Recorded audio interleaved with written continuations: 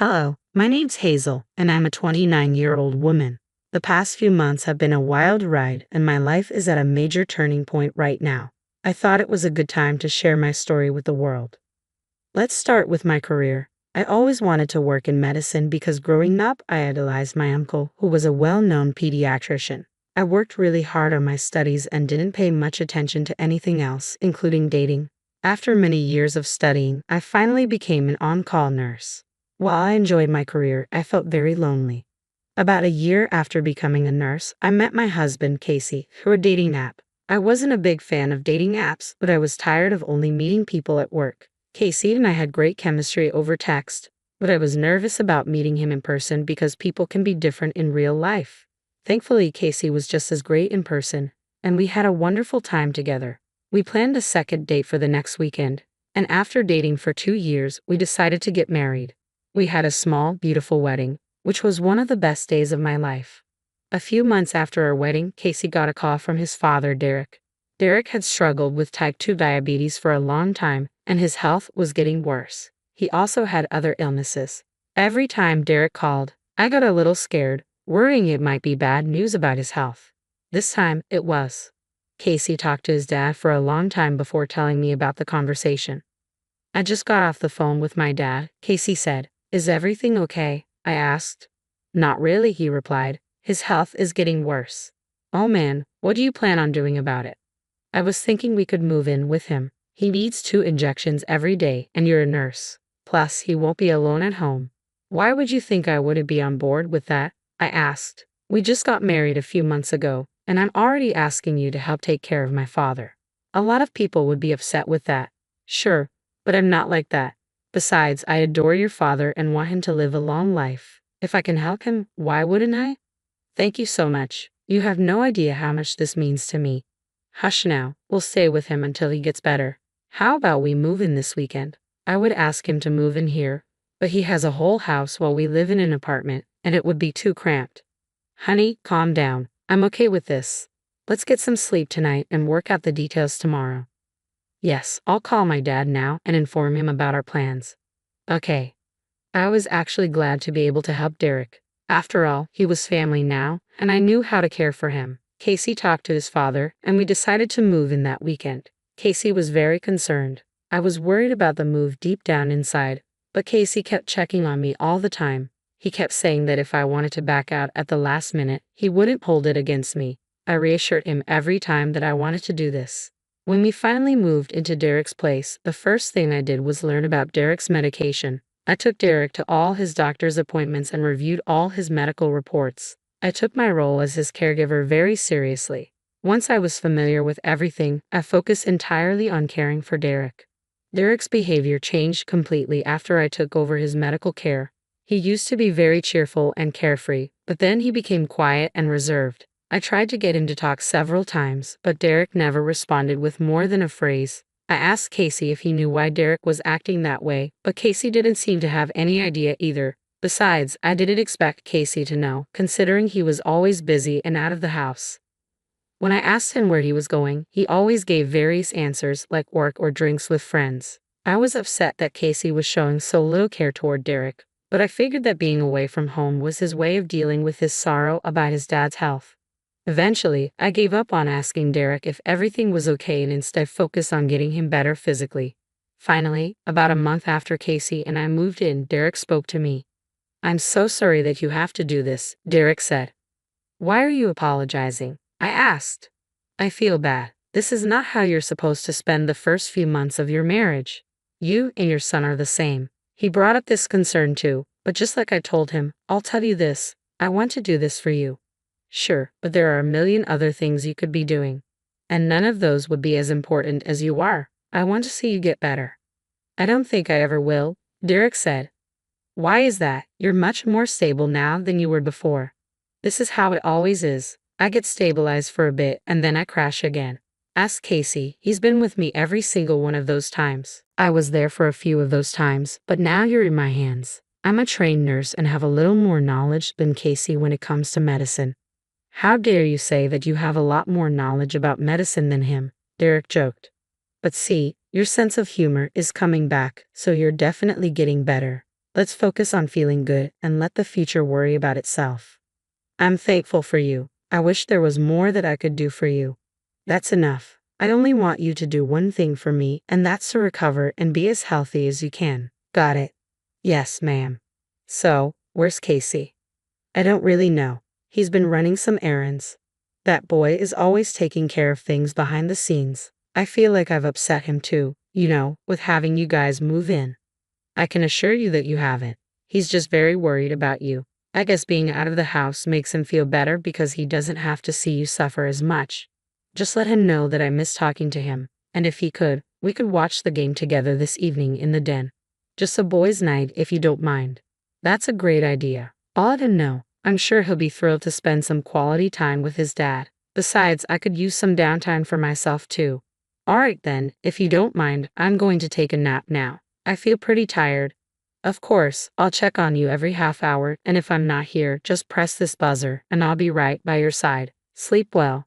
I'm not going to lie, I had an inkling that Derek had been feeling that way. I was glad he finally felt comfortable enough to confide in me. I tried my best to reassure him that he was no bother to me. After Derek went to sleep, all I had to do was wait for Casey. He had gone out again that day and hadn't told me where. I texted and called him a few times but couldn't get through. I was beginning to worry, but about an hour later, Casey texted me to say he was okay and would be home late. I got dinner ready for Derek and me, and for the first time since I moved in, we sat together and ate. We finally had conversations like we used to. I gave Derek his night medications and sent him to bed. I lay in bed for another 2 hours, waiting for Casey to get back. I was really tired from the day. I ended up falling asleep, but I woke up about an hour and a half later because I heard sounds coming from the living room. When I went downstairs, I saw Casey sitting there, taking off his shoes and tie. I approached him and asked where he had been all day. Hey, where were you? Just here and there. Okay, well, I was talking to your dad earlier, and I have to say both of you think the same way. What do you mean? Both of you worried about how I would react to moving in here right after marriage. It was actually kind of cute. Oh, I really do hope you don't secretly mind it. No, I don't, but he also asked me to ask you about something. Oh, what is it? He asked if you'd be free this weekend to watch the game with him in the den for a boys' night. Oh man, I wish I could, but I'm going to be busy this weekend. You are? What are you doing? I just have some things I need to do. Ever since we moved in, you've been busy with something you won't tell me about. Look, don't take it personally. I just need to sort through some things, okay?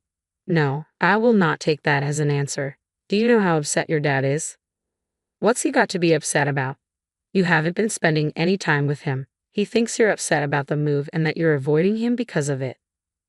That's nonsense. Then what are you running around for? I'm just taking care of all the legal things like my inheritance in case things go south with Dad. Are you being serious right now? What? I don't want things hanging open and us struggling later on. Your father is alive and healthy right now, and all you can think about is your inheritance. This is exactly why I didn't want to tell you. Why? Because I was going to say that you seem insane. Look, Dad's health has always been fragile, and he's always denied wanting to get his affairs in order. I never had that opportunity to get it done because I was busy taking care of him. I'm not saying that what you're doing is wrong. I'm just upset that you're only focusing on that instead of spending quality time with him while he's still here. If this is about the football game, then fine, I'll sit with him. Just don't make a big deal about this. Why are you being this way? He's your father. Why are you treating this like it's some kind of chore? I said I would do it. Just get off my back already. I couldn't understand why Casey was behaving that way. Why was he getting so agitated? I was only relaying the message that his father wanted me to relay.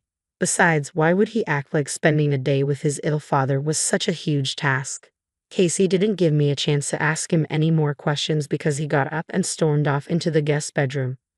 I went to bed feeling upset that night because I couldn't understand Casey's point of view at all.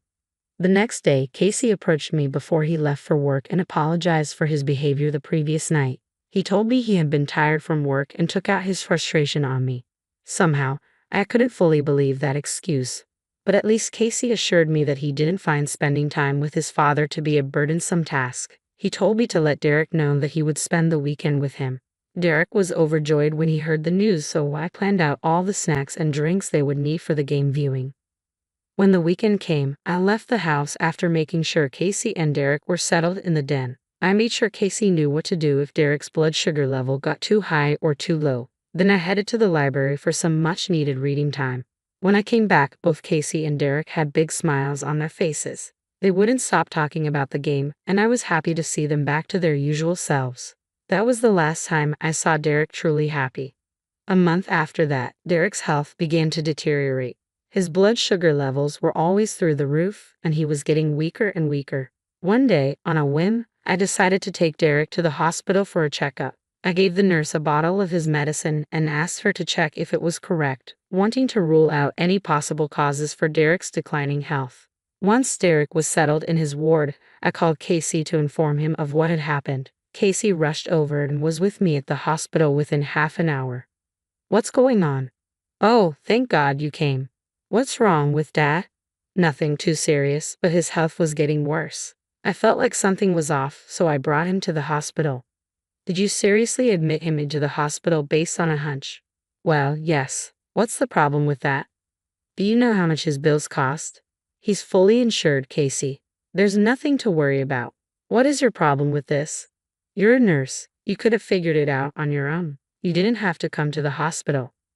"A hospital can do much more than what I could have done at home. Aren't you glad I was cautious?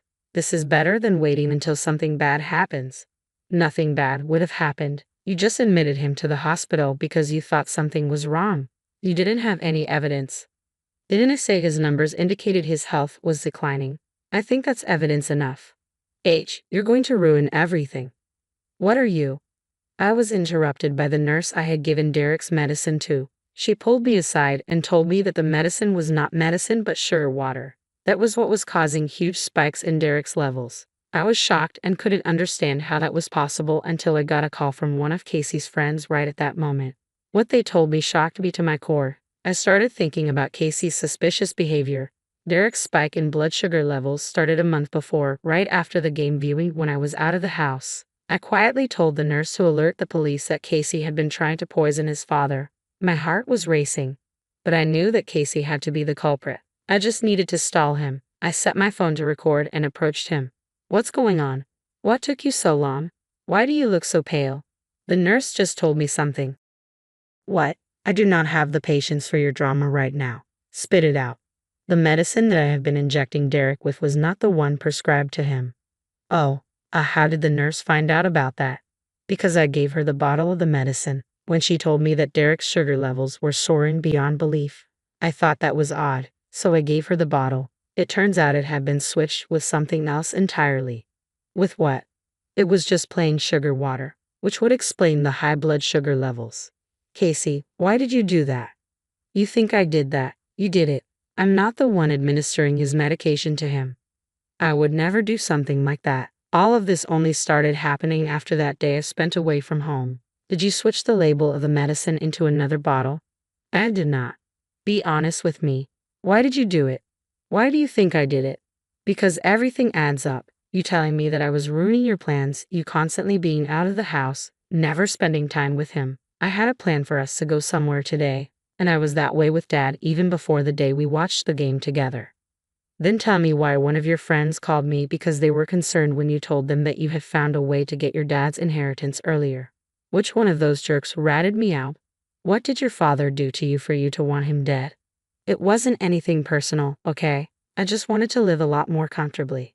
Do you know how many estates this man is sitting on? I wouldn't have to work for the next 10 years if I sold them off. Did you not think that if your plan got found out, I would be the one to suffer? I planned it exactly that way. What is wrong with you?"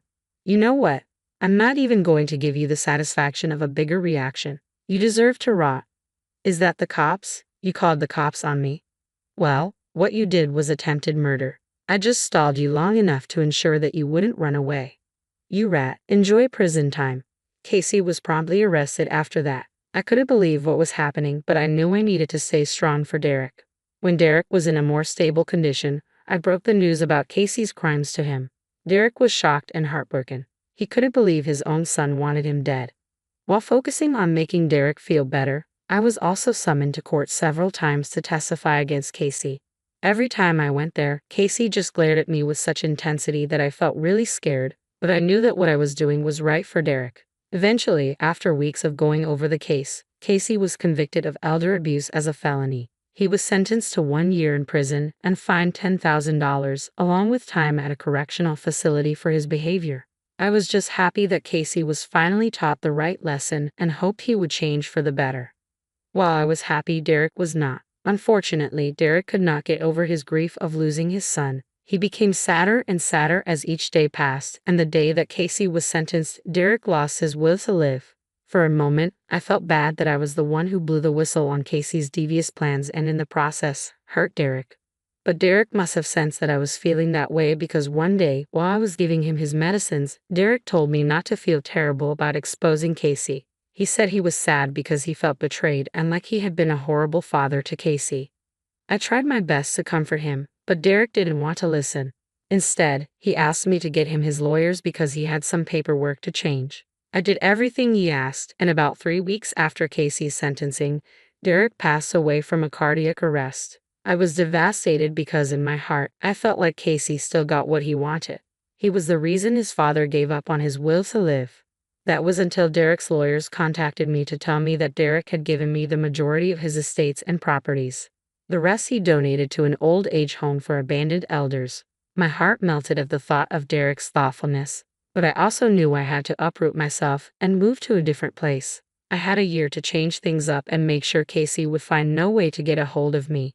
So now, in about a month's time, I'll be moving a long way away. I'm writing this as a way to get everything that happened off my chest and as a reminder that good will always prevail, no matter what. Thank you for listening.